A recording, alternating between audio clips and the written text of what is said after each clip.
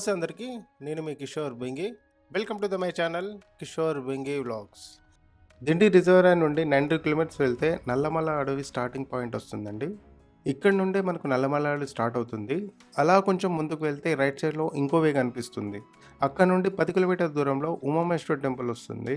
ఈ క్షేత్రాన్ని శ్రీశైలం మల్లికార్జున స్వామికి ఉత్తర ద్వారంగా పరిగణిస్తారు.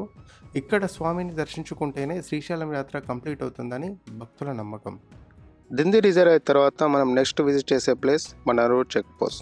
మననూరు చెక్ పోస్ట్ టైమింగ్స్ వచ్చేసి మార్నింగ్ 6 నుంచి నైట్ 9 వరకు ఉంటుంది. హైదరాబాద్ నుంచి నైట్ 9 తర్వాత వచ్చే బస్సెస్ కానీ వెహికల్స్ కానీ అన్ని ఈ మననూరు చెక్ పోస్ట్ దగ్గరనే ఆపేస్తారు. మళ్ళీ తిరిగి ఎర్లీ మార్నింగ్ 6 తర్వాత ఘాట్ రోడ్ లో వెహికల్స్ అలౌట్ చేస్తారు. ఈ మననూరు చెక్ పోస్ట్ దగ్గర 4 వీలర్స్ కి అయితే 50 రూపాయలు ఛార్జ్ చేస్తున్నారు. 2 వీలర్స్ కి మాత్రం ఎలాంటి ఛార్జ్ చేయరండి, పక్క నుంచి వెళ్ళిపోవచ్చు. మధ్యాహ్నం తర్వాత ఇక్కడికి రీచ్ అయితే మాత్రం లంచ్ ఇక్కడే ప్లాన్ చేసుకోండి.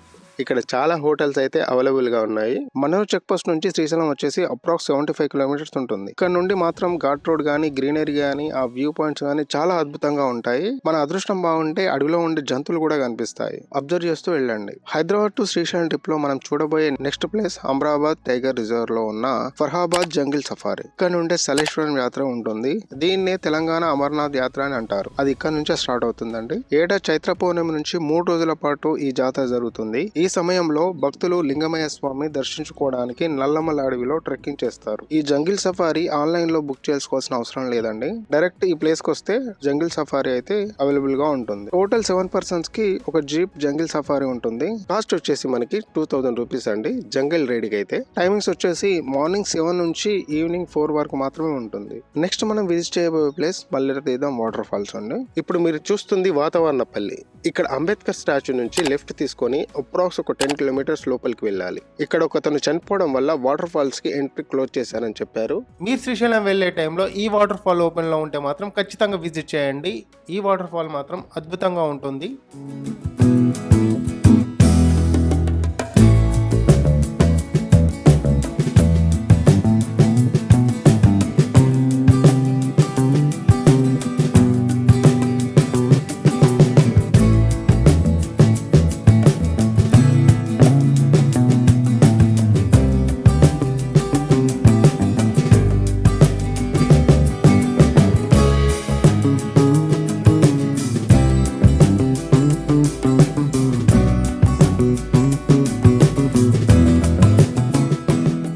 శ్రీశైలం వెళ్ళే వారికి one of the favourite spot octopus view point. Entry ticket వచ్చేసి 50 రూపీస్ అండి. టైమింగ్స్ వచ్చేసి మార్నింగ్ 9 నుంచి ఈవినింగ్ 5 వరకు ఈ వ్యూ పాయింట్లోకి అలో ఉంటుంది. దోమలపేట నుంచి అప్రాక్స్ 5 కిలోమీటర్స్ దూరం. అలానే మనకి హైదరాబాద్ నుంచి వచ్చేసి 180 కిలోమీటర్స్ దూరంలో ఉంటుంది ఈ వ్యూ పాయింట్.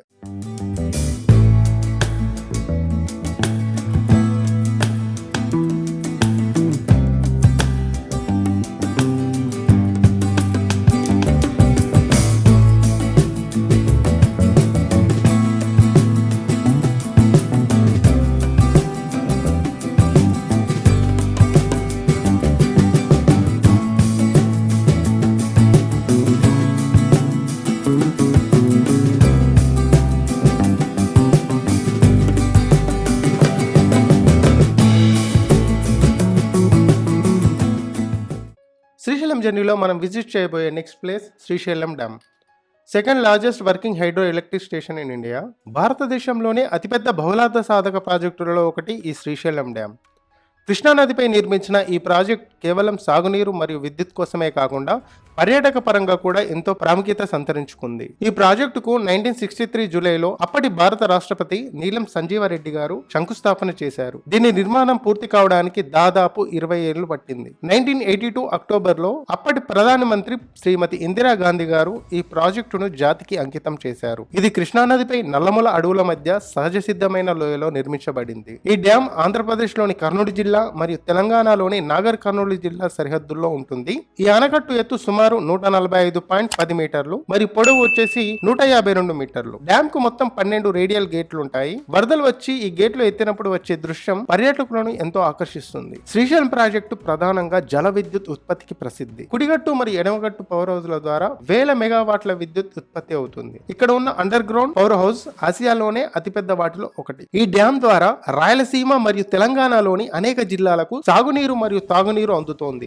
శ్రీశైలం డ్యామ్ కేవలం ఒక ఇంజనీర్ అద్భుతం మాత్రమే కాదు, ఇది 2 తెలుగు రాష్ట్రాల ఆర్థిక మరియు వ్యవసాయ అభివృద్ధికి వెన్నుముక లాంటిది. శ్రీశైలం డ్యామ్ దాటగానే ఇంకో చెక్ పోస్ట్ వస్తుంది. ఘాట్ రోడ్ లో వెళ్ళేటప్పుడు చాలా జాగ్రత్తగా వెళ్ళండి. సింగిల్ రోడ్ అవడం వల్ల డివైడర్ ఏమి ఉండదు. టర్నింగ్స్ లో చాలా ఇబ్బందిగా ఉంటుంది. సో హెవీ వెహికల్స్, బస్సెస్ కానీ లారీలు కానీ వచ్చినప్పుడు చాలా జాగ్రత్తగా ఉండి ఓవర్టేక్ చేసేటప్పుడు చాలా నెమ్మదిగా వెళ్ళి ఓవర్టేక్ చేయండి.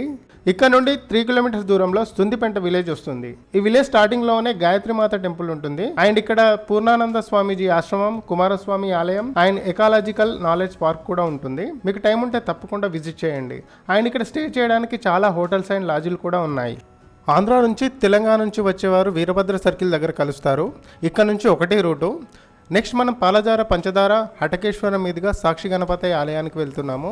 సాక్షి గణపతి ఆలయాన్ని చాలామంది రిటర్న్ జర్నీలో స్వామివారిని దర్శనం చేసుకుని వెళ్తారు. హైదరాబాద్ టు శ్రీశైలం డిస్టెన్స్ వచ్చేసి అప్రాక్స్ 230 కిలోమీటర్స్ ఉంటుంది. శ్రీశైలం టోటల్ జర్నీ టైం వచ్చేసి 6 అవర్స్ అండి.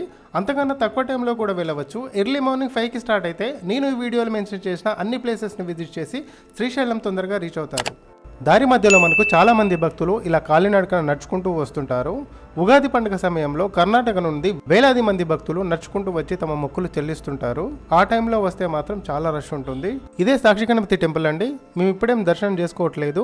మల్లికార్జున స్వామి దర్శనం అయిన తర్వాత రిటర్న్ జర్నీలో స్వామివారిని దర్శనం చేసుకుని వెళ్తాం. ఆ శివయ్య దేవాల మనం సేఫ్గా శ్రీశైలం రీచ్ అయ్యామండి. శ్రీశైలంలో ఉన్న అన్ని టెంపుల్స్ని, మస్ట్ విజిట్ ప్లేసెస్ని అన్ని కవర్ చేశానండి. నెక్స్ట్ వీడియోలో అవన్నీ మీకు చూపిస్తాను. నమస్తే, ఉంటాం.